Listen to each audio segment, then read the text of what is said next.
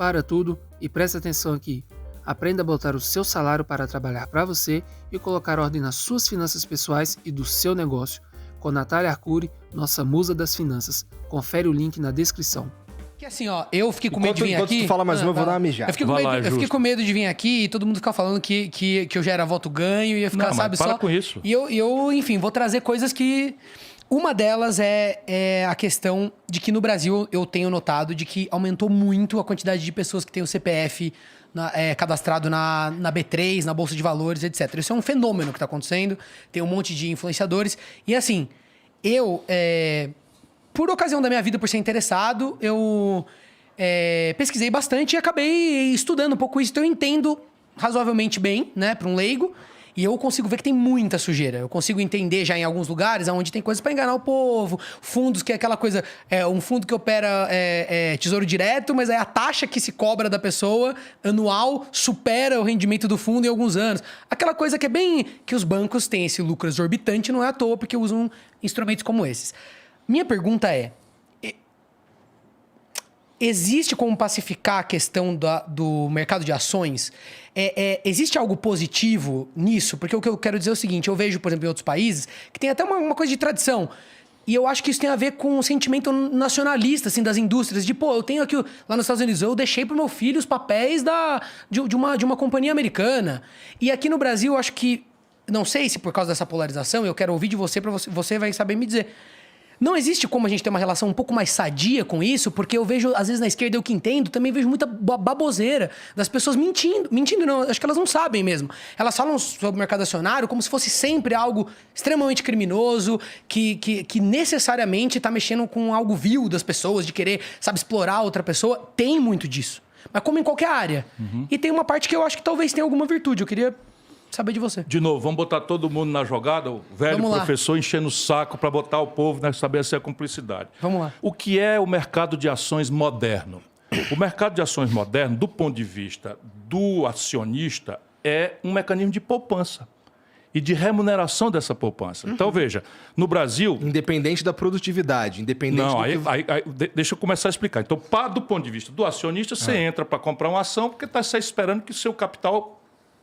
seja fecundamente reproduzido naquele tipo de investimento. Uhum. Seja por dividendos ou seja pela valorização do papel. Isso. Perfeito. Então, isso aqui é a razão de ser. E isso é o grande instrumento de democratização do capitalismo. Portanto, isso é uma coisa muito boa. Que bom. Muito boa. Só que, no Brasil, de novo, isto foi corrompido brutalmente. E nunca ninguém fez nada para resolver o problema. Então, repare. Como é que funciona nos Estados Unidos? Então, aqui no Brasil, eu não tenho o número atualizado, mas eu faço um chute aqui, um pouco medo de errar a ordem de grandeza. 70% da poupança popular está na caderneta de poupança. Que paga 70% mais ou menos, né? Não, e assim, você aplicando na renda fixa, você tem a taxa Selic trabalhando para você. Você aplicando na poupança, tem uma tabela. Se o juro sobe, a poupança fica nos 6% e fica. Ou seja, ali. O banco está lucrando essa margem. Porém, mas por que esse fenômeno acontece no Brasil quando, por exemplo, a caderneta de poupança, ou seu equivalente no mercado americano, não tem ninguém? E os fundos de ação, os fundos múltiplos e tal, estão onde a poupança americana do povão. Povão, trabalhador. Acho que é informação, hein? Não é só isso, não. É a regulação e a severidade da proteção do acionista minoritário, que no Brasil não tem. Isso aconteceu no passado. E nunca se consertou, porque a CVM foi corrompida ou não está comprometida com aquilo que devia ser. E a Bolsa de Valores no Brasil, na verdade, virou uma espécie de cassino. Uhum. Porque a Bolsa de Valores é um mecanismo de financiamento, do ponto de vista do aplicador, é uma poupança, com rentabilidade que pode ser maior se você tiver segurança, tiver bem orientação e tiver paciência, porque não é você estar entrando e saindo toda hora. Subiu, você vende, baixou, você compra. Isso aí não... Enfim. Mas é preciso ter a simetria de informação é a grande questão, por isso que a CVM é gravemente importante para credibilizar o sistema. E ela hoje não credibiliza nada, porque ela é completamente, como tudo no Brasil, corrompido. Foi cooptado de alguma forma. Não é? Totalmente. Então você tem as maiores aberrações. Outro dia... o Bolsonaro chamou o Guedes e 3 generais para uma conversa na sala dele e disse que ia mexer na direção da Petrobras. qualquer pessoa sabe que no dia seguinte que essa notícia sair, as ações da Petrobras vão baixar. 15 minutos depois que a reunião acabou, entrou uma oferta de compra ou venda, não sei lá o que, de mercado futuro, apostando na desvalorização pesada. O camarada aplicou 160 mil reais e ganhou 10 milhões. Vira e mexe acontece essas compras que dá para você saber direitinho. Que alguém você hoje em dia faz isso nos Estados Unidos com o algoritmo. Certo? Qualquer operação que fuja do algoritmo vai imediatamente para a CVM deles e eles punem severamente, porque a mãe do capitalismo nos Estados Unidos é isso, é a vinculação da poupança popular ao financiamento do mundo empresarial. Então, isso é muito interessante. Porque ao invés de você tomar dinheiro emprestado, você vai e abre o capital na bolsa e as pessoas botam a poupança lá e você expande o seu negócio, não tomando dinheiro emprestado a juro, mas se associando com o capital que vem. Aí, dependendo da proporção, vem ter um assento no Conselho de Administração. Isso não existe nada disso no Brasil. Porque eu fico imaginando... Até aí, isso aí tudo é saudável. Absolutamente. Só que é o seguinte, o que aconteceu no passado? Você tinha... Isso aqui foi fundado no Brasil e, de repente, você começou... Aquela história chocante de Fininvest. Vocês são muito jovens. Mas quem disse que não dá, eu lembro. Aí, apostas e tal, e saques e roubalheira e tal, como aconteceu com o Ike Batista recentemente. Percebe? O cara faz uma pedalagem, pedala, e não acontece nada. Enfim, está até acontecendo alguma coisa agora, mas é um caso excepcional que você acontece. O resto é tudo cassino mesmo. É porque o que eu falo é que tem um valor simbólico, eu acredito, para pacificar a questão do cidadão brasileiro. Ele tem uma relação com o trabalho e com o empreendedorismo, na minha opinião, que deveria ser mais sadia. Por um lado, a gente tem essa sua denúncia, que é muito importante, mas por outro... Eu vejo que a chave disso é que eu não posso dar a uma poupadora, sabe, uma pessoa de classe média, uma senhora que se sacrifica, não sei o que e tal, e junta 20 mil, 30 mil, 40 mil reais, olhe lá, isso é um caso já muito excepcional, economizando, sabe, se sacrificando, e ela bota na poupança por quê? Porque é seguro. Sim. Porque toda aplicação é um olho no peixe, outro no gato, que é segurança e liquidez. Perfeito. Rentabilidade. É a mais segura e a mais líquida, né, então? Então, mas no Brasil, quando você vai, o fundo, a Petrobras está dando 20% de coisa e tal, não sei o quê. Aí o poupador vai para lá, para a Petrobras, e de repente toma um tombo. Porque o Guedes ouviu falar que ia mudar, que ia cair, não sei o quê. Então não acontece nada, cara. Isso tudo é segredo de polichinelo, porque a corretora que fez a operação é conhecida, e o aplicador é só quebrar o sigilo bancário que a CVM tem esse poder. Sumiu dos jornais. Eu só queria... Sumiu, acabou-se. Alguém ganhou 18 milhões de reais com uma informação privilegiada. E a gente aceita numa boa. E nem toma conhecimento, porque como é o mercado, a roubalheira no governo Bolsonaro, vocês não têm ideia. De operações assim, né? De coisas que são carta dada. Mas assim, coisa grave. Coisa gravíssima. Pegaram a carteira de créditos do Banco do Brasil, que existe desde D. João VI, o Banco do Brasil. Foi criada uma subsidiária do Banco do Brasil para cobrar créditos que não foram pagos no dia correto.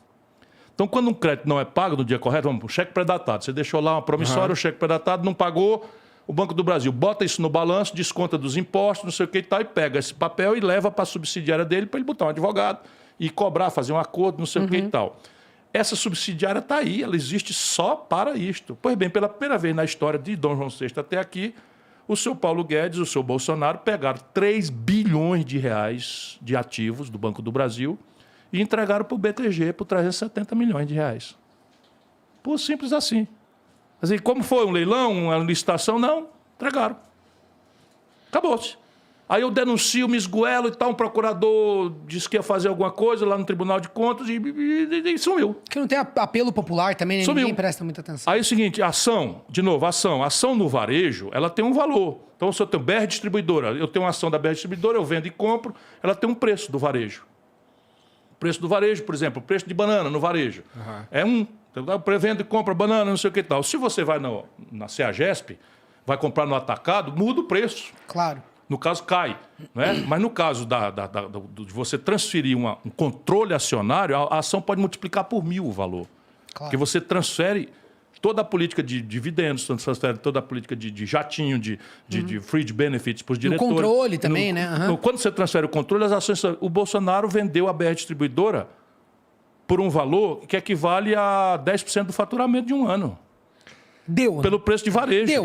Bom, isso daí tem É sido escândalo, mas é só um escândalo. Mas como é o mercado que tá fazendo, não sai nos jornais. Fica maquiado por Não um processo... sai nos jornais. Não sai nos jornais, porque a moralidade do mercado é só quando não convém.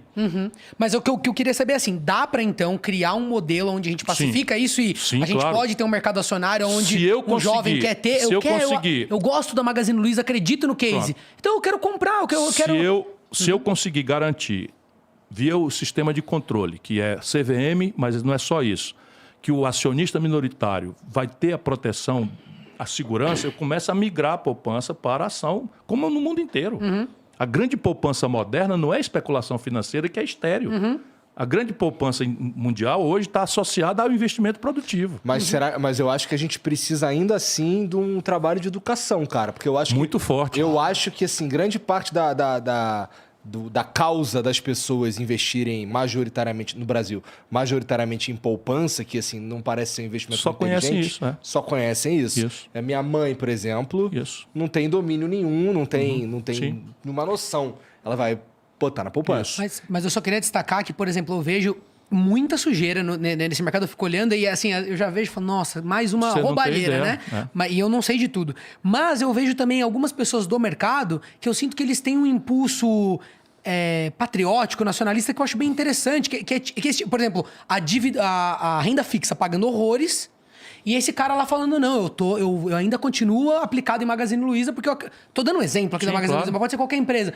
Vocês não sabem da história, foi uma coisa muito, muito sofrida, foi um negócio que cresceu. É uma empresa brasileira. Imagina, eu tô aplicado não só porque eu quero ter A um lucro rentabilidade. rápido. Eu quero que daqui de 10 anos essa empresa nacional esteja, né, por cima. Então, o que eu quero dizer é, minha tentativa é tentar enxergar essas virtudes em lugares Isto onde... é o capitalismo moderno que está por ser fundado entre nós.